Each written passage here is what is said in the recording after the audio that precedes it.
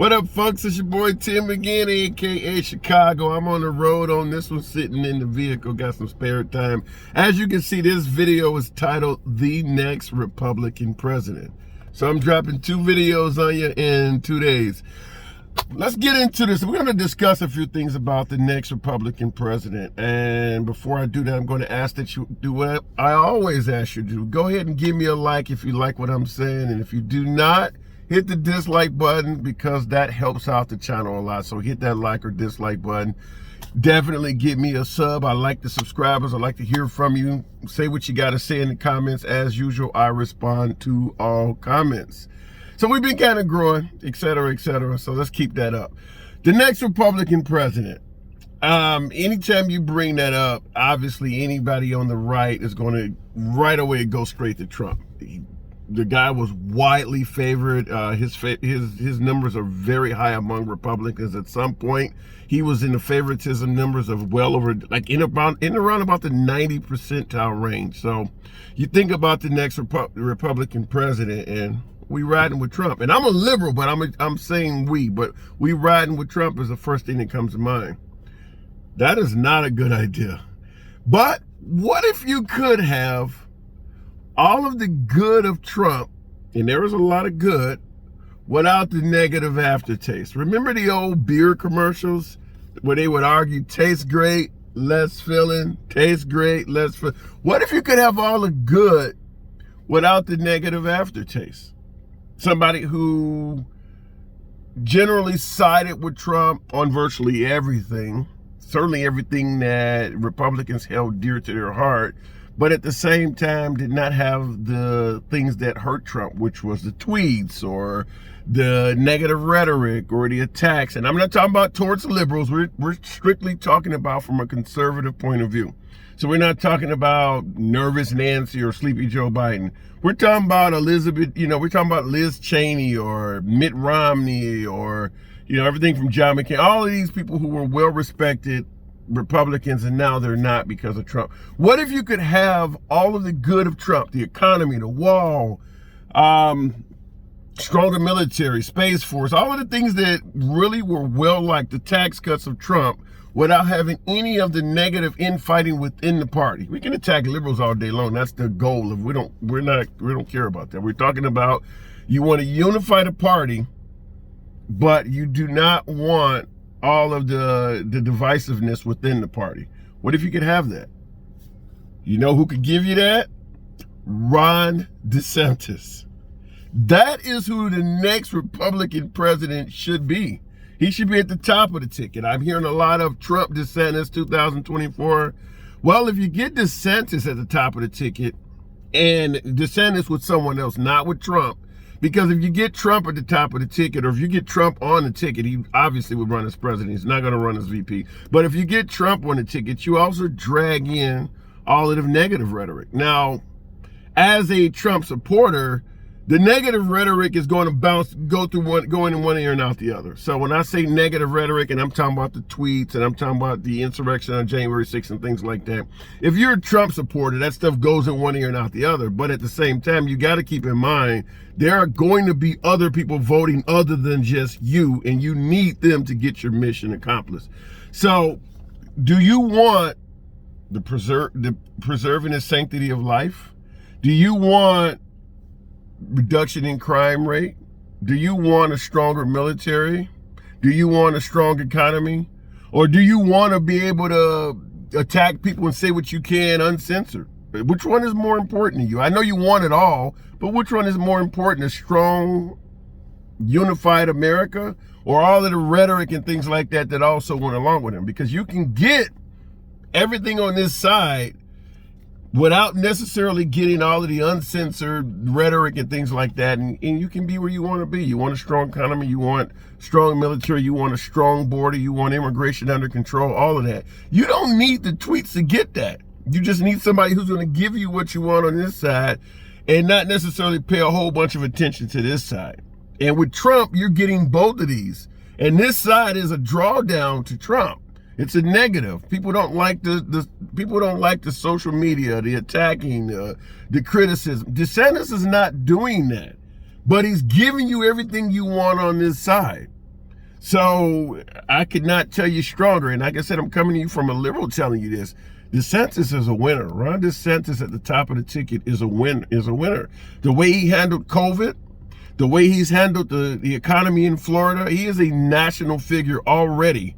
There are a lot of people that do not live in Florida that use him as the perfect example of how a state should be run, how a politician should be voting. I'm talking right-wingers, obviously, but he would grow the right-wing base. He would grow that base, whereas Trump is not growing the right-wing base. He's actually, I mean, you got to figure with Liz Cheney now saying she's going to do everything so that he's not elected, she's going to take some Republicans with her. Maybe not a lot, but Liz Cheney has, people who support her.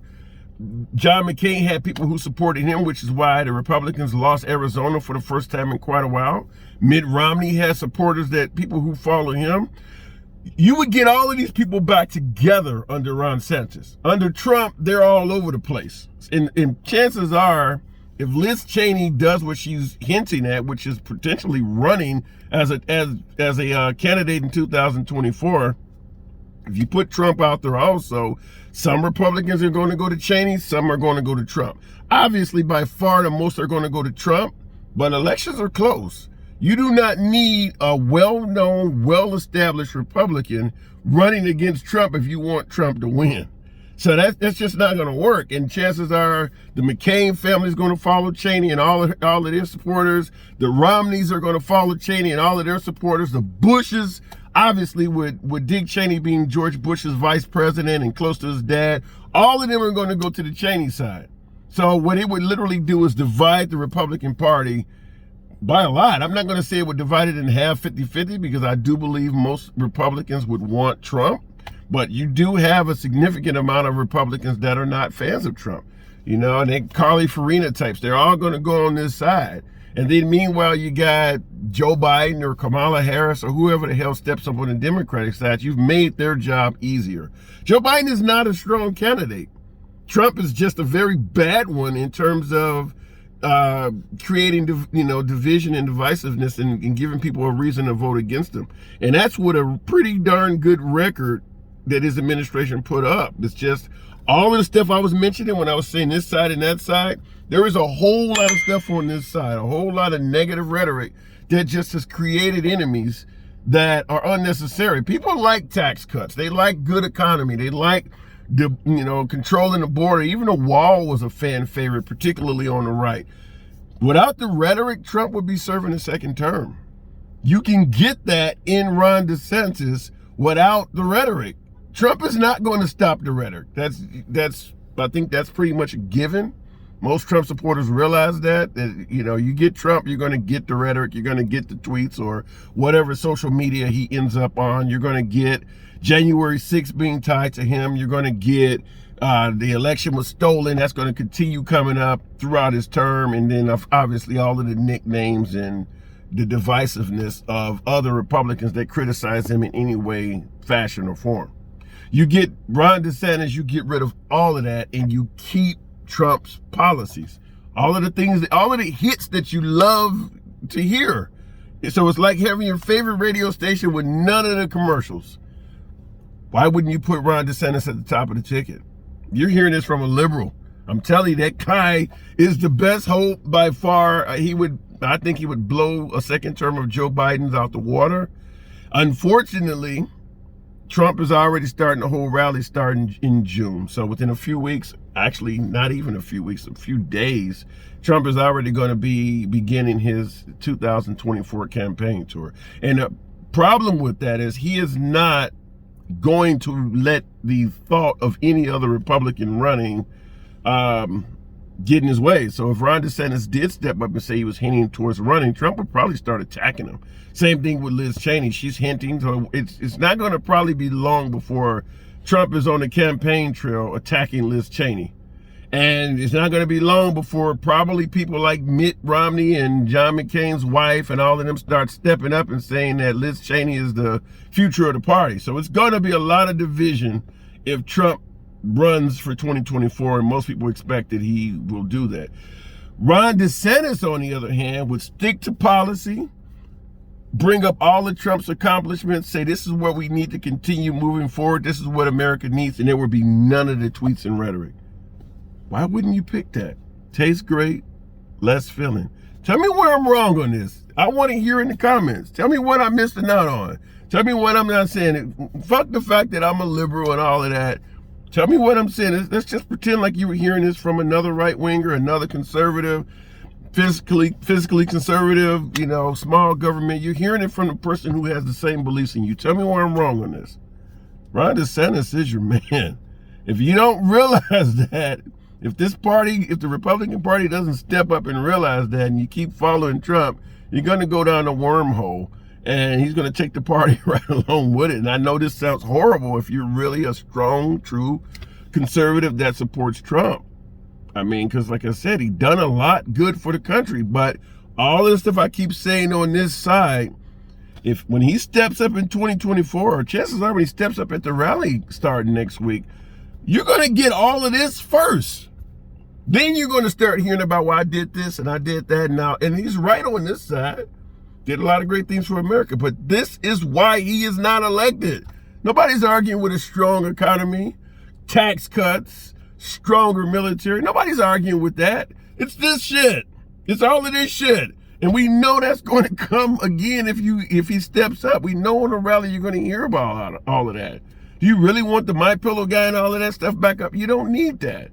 Because none of that has anything to do with giving you tax cuts, giving you a stronger military, preserving the sanctity of life, you know, keeping Christianity alive and well in America. None of this has anything to do with that. You want all of this. You don't need any of this. You just like it. So if the motto is fuck your feelings, fuck all of this stuff and get with this. Where am I wrong at? Let me not get too angry on camera because I don't get it. I got a lot of Republican friends and associates, even though, like I say all the time, I'm a liberal. I understand this stuff quite well. I got a lot of Republican friends and associates, and they just don't seem to get that.